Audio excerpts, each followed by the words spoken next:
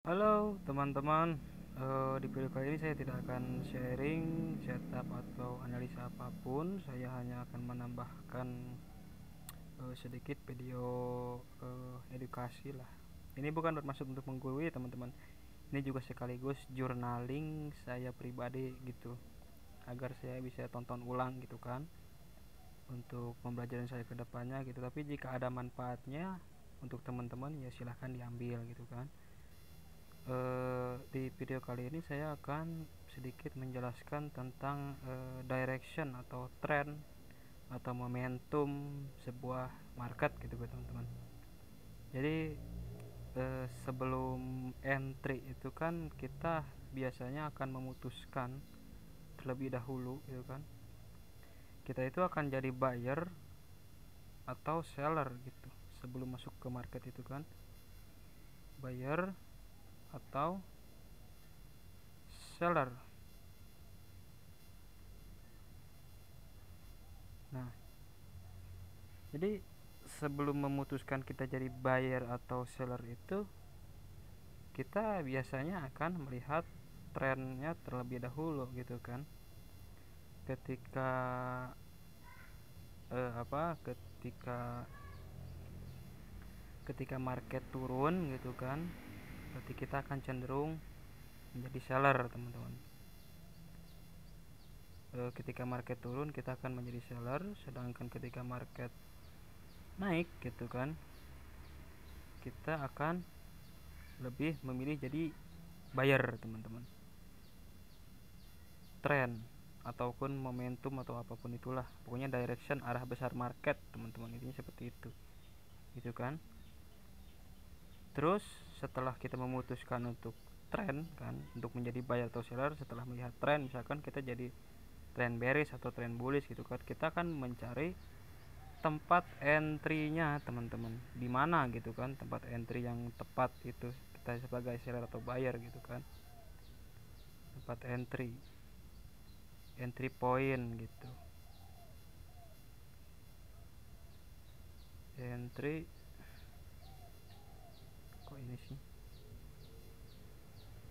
Setelah kita menentukan trend, kita akan menentukan entry point teman-teman. Entry dan exit point. Exit itu bisa berupa SL level ataupun take profit level gitu.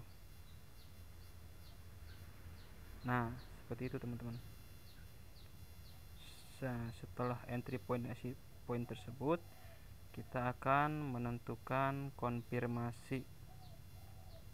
Jadi biar lebih kompleks dan terstruktur teman-teman, terstruktur dan lebih kompleks gitu kan. Di sini setelah entry dan exit pointnya udah ketahuan, ada enggak sih gitu kan, konfirmasi untuk kita benar-benar masuk ke market itu.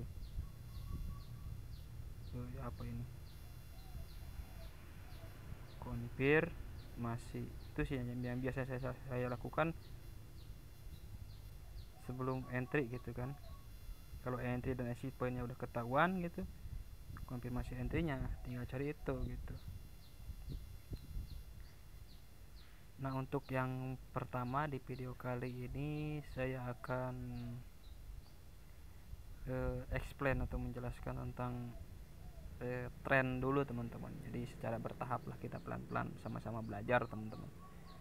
Di sini kita tentukan tren terlebih dahulu. Di sini tren, karena kita akan memutuskan, ketika melihat tren kita akan memutuskan jadi buyer atau jadi seller gitu kan. Nah, setelah untuk mengetahui tren gitu, ada caranya teman-teman. Seperti yang kita tahu, tren itu hanya terbagi menjadi 3 teman-teman. Yang pertama itu uptrend atau rally atau bullish momentum. Nah, yang kedua itu sideways atau flat atau konsolidasi gitu. Jadi harga itu di situ-situ aja bolak-balik gitu. Sedangkan downtrend atau drop atau bearish momentum itu adalah kecenderungan ke bawah. Berarti kalau uptrend itu kecenderungan condong ke atas, harga itu kecenderungan lebih naik gitu. Artinya buyer atau pihak pembeli itu mendominasi. Sedangkan sideways itu berarti di mana keputusan harga itu lebih cenderung seimbang gitu. Buyer dan seller itu seimbang, sama-sama kuat atau enggak sama-sama lemah atau enggak sama-sama kuat, pokoknya seimbang gitu. Sedangkan downtrend itu di mana kondisi di mana seller lebih mendominasi gitu teman-teman, kurang lebih seperti itu. Nah untuk belajar menentukan tren gitu sebenarnya sederhana aja teman-teman, sederhana. Kita tarik ke bawah di sini. Nah untuk menentukan uptrend gitu kan, kita uptrend dan downtrend dulu aja. Kalau sideways ya rata-rata semua orang tahu lah gitu sideways itu kayak gimana gitu. Tapi untuk uptrend gitu, kalau saya pribadi ya saya kan menggunakan market struktur gitu kan ya. Jadi uptrend kalau secara konsep dasar atau secara konsep umum gitu, ketika ada dua buah swing low gitu kan, swing low, ini swing high, ini swing low, ini swing high, ini swing low. Nah ketika swing high ini ngebreak, nah ngebreak resisten yang ini. Nah ketika ada dua buah swing seperti ini teman-teman, kalau teman-teman ada yang pakai trend line, berarti minimal bisa dihubungkan seperti inilah gitu. Nah berarti area entry kita itu adalah dari area swing high yang di break ini sampai ke swing low nya yang ini teman-teman. Nah tuh berarti kalau uptrend kurang lebih seperti ini. Nah untuk menentukan uptrend berarti kita akan buy di antara swing high yang di break sampai swing low yang ini sebagai batas stop loss atau batas exit gitu, exit point ketika rugi itu. Sedangkan take profitnya berarti ada di swing high yang baru aja terbentuk di sini. Nah sedangkan untuk downtrend itu ya sebaliknya teman-teman, tinggal dibalik aja gitu kan konsepnya. Berarti ketika ada low high, lower low, lower high, new low di sini, dan new low itu berhasil ngebreak yang ini, dan ada dua puncak teman-teman, ada dua puncak yang bisa dihubungkan seperti ini kurang lebih. Nah itu namanya downtrend, minimal harus dua teman-teman. Jadi kita akan mencari entry di pantulan yang ketiga sini tuh, kurang lebih seperti itu. Nah jadi sekarang kan kita udah tahu nih kita trennya apa gitu kan, bias kita ini mau jadi buyer atau mau jadi seller gitu kan, kita udah ketahuan nih. Nah sekarang apa gitu, kita lihat contohnya di chart langsung. Setelah kita ketahui trennya kan, trennya kan kita udah tahu nih, kita lihat langsung di chartnya teman-teman. Nah harga kan contoh di sini mana ya, uptrend dulu ya biar enak lah. Contoh uptrend ini, uptrend ini kita lihat yang skala kecil aja teman-teman. Nah ini contoh, di sini ada swing low, di sini ada swing high, di sini swing high, di sini ada swing low, di sini swing high di break teman-teman. Nah berarti kita akan mencari buy di antara swing high yang di break ini sampai ke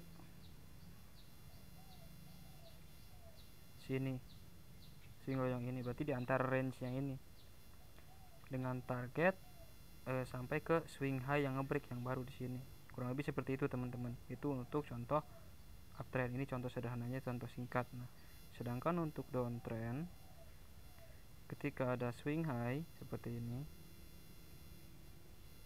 swing high, di sini swing low, di sini swing high-nya gagal ngebreak di sini, terus dia membuat new low di sini. Nah berarti area entry kita itu dari, sebenarnya nggak harus pakai trendline juga sih teman-teman. Pokoknya ketika ada swing low di break, berarti kita akan mencari entry di antara swing low yang di break tersebut sampai ke swing high-nya gitu. Itu di sini. Nah dengan target sampai ke swing low yang ngebreak swing low sebelumnya di sini gitu, kurang lebih seperti itu. Itu contoh sederhana untuk menentukan tren teman-teman gitu. Itu contoh sederhana tren. Nah, untuk di video selanjutnya kita akan belajar tentang entry dan exit point teman-teman. Oke, terima kasih sudah menonton di video kali ini. Saya akan melanjutkan di video setelahnya teman-teman, di video berikutnya maksudnya. Oke.